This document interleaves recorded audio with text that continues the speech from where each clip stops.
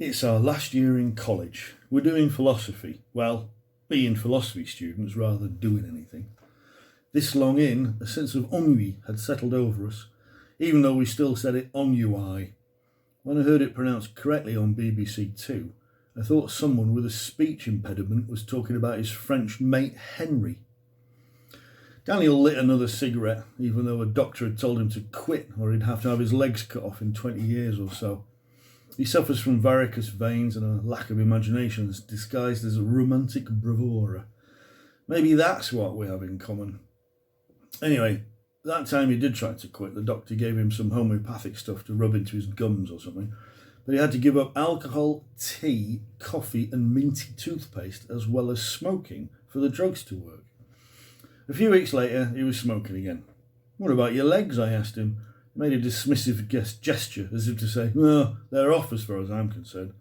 "So what was the problem? Too hard to give up the cigarettes or the drink or the caffeine?" I asked. "No, that was okay," he said. "But have you ever tasted homeopathic toothpaste?" He lay on the bed still, pushed back his hair. He had very long hair, usually tied up, but as he grew older, it grew dustier and more ends died, so occasionally he had to tuck a piece back. He hadn't cut it for 3 years, couldn't even comb it anymore, it was so thick and tangled. There are Sufi holy men with more kempt heads. I'm sure there were little creatures living totally fulfilled lives at the nape of his neck, undiscovered by science. I have an idea for a TV series that David Attenborough could present, The Hidden but Living World of Daniel's Secret Neck Menagerie.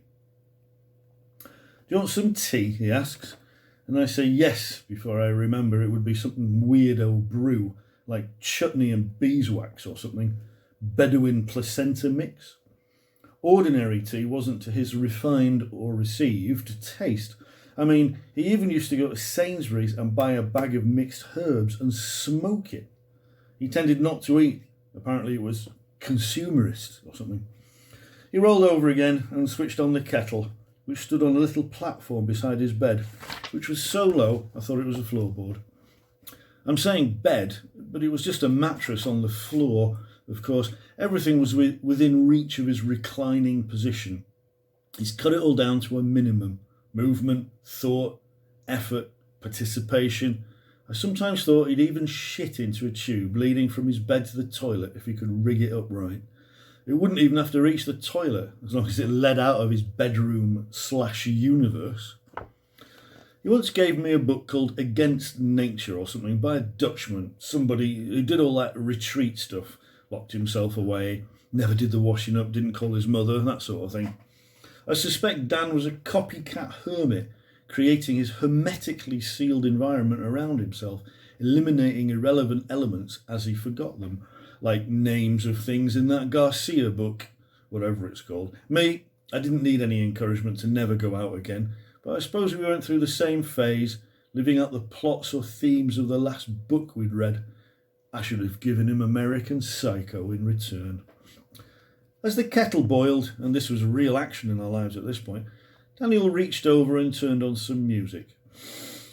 I've managed to block out the memory of what Daniel's music collection actually sounds like with the help of intensive aversion therapy and a shitload of shark tranks, but the names involved sometimes come back and haunt me in the night.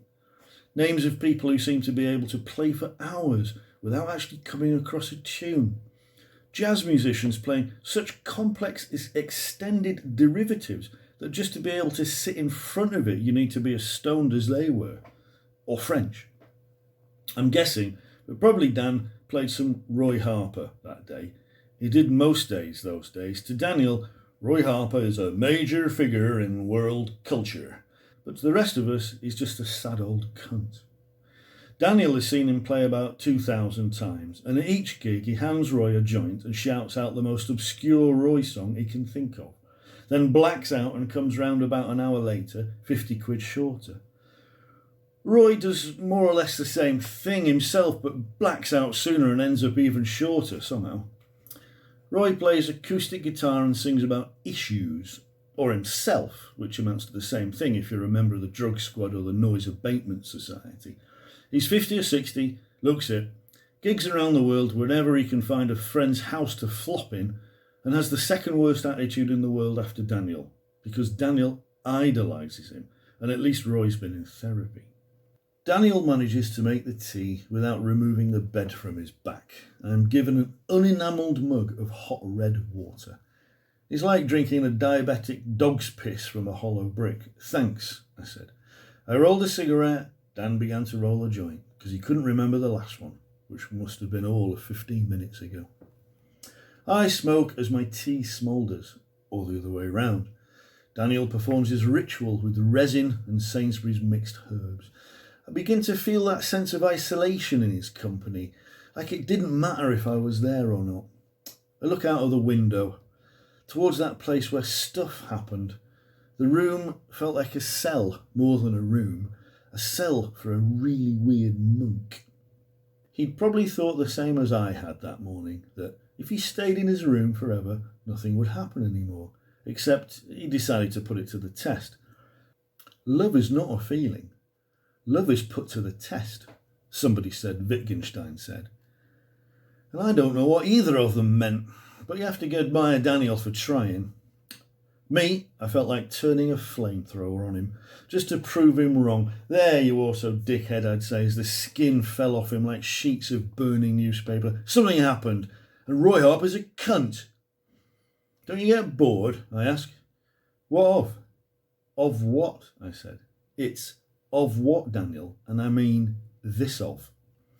It was okay to have conversations like this between ourselves. We'd read the same books and made the same nonsense of them. We were never in danger of stumbling across something useful or true. We could only argue ourselves into absolutely opposite positions, revile each other's idea, rubbish our opponent's every thought, and then go and have a few drinks together. Sometimes, though, I almost became alarmed at the depths of his illusions as I perceived them. Like we were living in the same world, but he thought it was flat. I remember once we were on the 6 bus out of Hackney to the city. We went past St. Paul's. As we passed, I mentioned that I liked it. Like what, he asked. That, I said. St. Paul's. Oh, he said, nodding his head. That's St. Paul's, is it? People come from all over the world to visit it. People who have never seen it recognise it in tourist adverts. Daniel lived a few miles away, and to him, just another church. Discussing abstract theories of politics, religion, wanking or whatever with Daniel was okay, you see, but any concrete example just did for him straight off. He knew the words and the idea of St. Paul's, but the building itself had never particularly bothered him, because it wouldn't fit into his room, I suppose. He enjoyed anecdotes about his heroes. He shot his wife, you know. But anything that might affect, anything that might, and I say it in hushed tones, actually happen, well, this was out of bounds.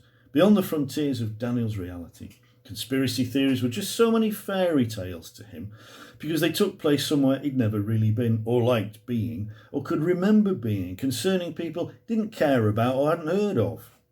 What worries me, though, was that he had a vote. That worries me about most people, to tell you the truth. But the really frightening thing is that some of them actually use it.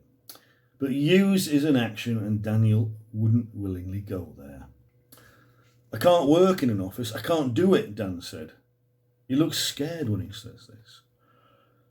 He was from the East Midlands, that hotbed of meaning, that breeding ground of hope and progress. He was one of the lucky ones. He got out. He was living in London, even though he couldn't recognise it when he drove past it, but he couldn't get away from the mandatory bourgeois dropout conception of the problem of what to do with yourself until you die. And so he spent his time being scared of working in office, as if this was the worst thing that could happen to him, meanwhile cultivating a drinking habit that would floor a tribe and smoking his legs off. I'm the same. I wish I had what they used to call a private income, like Flaubert or somebody, so I could spend my life doing eccentric things like lining my room with cork or playing a piano in whorehouses for drinking money. I wouldn't have to worry about being broke all the time, so I could just have intense conversations over coffee about worrying about what to do with my life, but I'd probably just worry about that instead. I have the disease. I'll have to lick Larkin's toad, just like everybody else. We should do something. I mean, really do something. Like what? he said. I don't know, let's kill somebody. Let's kill Roy Harper. Let's kill you. He laughed. I stopped. That wouldn't make any difference, no. Oh, you want to make a difference? I was losing him. Laughing must have burnt up that calorie he ate the week before in between joints. The twin concepts of want and difference were new buds of perception in Daniel's garden of phenomena. However, you would probably appreciate that metaphor. Symbol. Whatever. I don't know, Dan. I just want something to happen. Daring, I know. I want to live. I want to dance. I want to play bingo on weeknights. Think of something, man. Think of something and let's do it. Wrong suggestion. Think was fine, but do. If he ever did get that far along the road back from Nirvana, he'd just try a magic wank and then roll over in it for another joint. Just then, he just smiled. His facade remained uncracked. He was a tough one, all right. You know, there's a story in Camo in the fall, I think. I begin. This was a favourite way we had of getting off the subject, sticking it in the intellectual blender of our psychological scaffolding and seeing where the climb took us, whatever that means. Usually a reference to an introduction that we understood from a book that we didn't have a single chance of understanding, which allowed us to at least talk about the book knowledgeably to people who only recognised the foreign names from Trivial Pursuits. Camus was always good for one because we had a strong suspicion that nearly no one knew what he was talking about, including The Cure. About a man who gives up smoking through sheer willpower. Then one day he picks up a newspaper and sees that they've successfully tested the first hydrogen bomb and goes straight to a shop, buys a packet of cigarettes.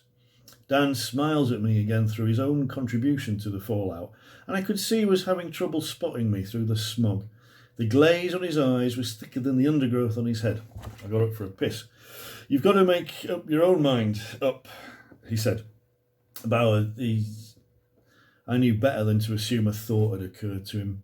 Where'd you read that? Buck's Metaphysics Handbook. Descartes, the French. Him. Descartes, what does he know about anything? Dan laughed, perhaps in delight. We loved being flippant about people we didn't understand, which took in everyone from puppets upwards, because it made our own lack of self-knowledge less obvious. Should have stayed in that oven, if you ask me. I went out to the toilet. Are you interested in anything I say? No? Are you? This flash of real diamond-hard shitegeist had exhausted him, and he flops back on the bed in the nearest he could be bothered to get to a coma. I walk across the hall to the toilet. The toilet wall is covered with pictures of the usual suspects. Darley peeped round the cistern. Bob Dylan, the early good acoustic Bob man, was plastered to the back of the door. The chain had a Coke can instead of a handle. I nearly weep with the pointedness of it all. I head back to the bedroom. Whose blood is that on the bathroom door? He shrugged. Dunno.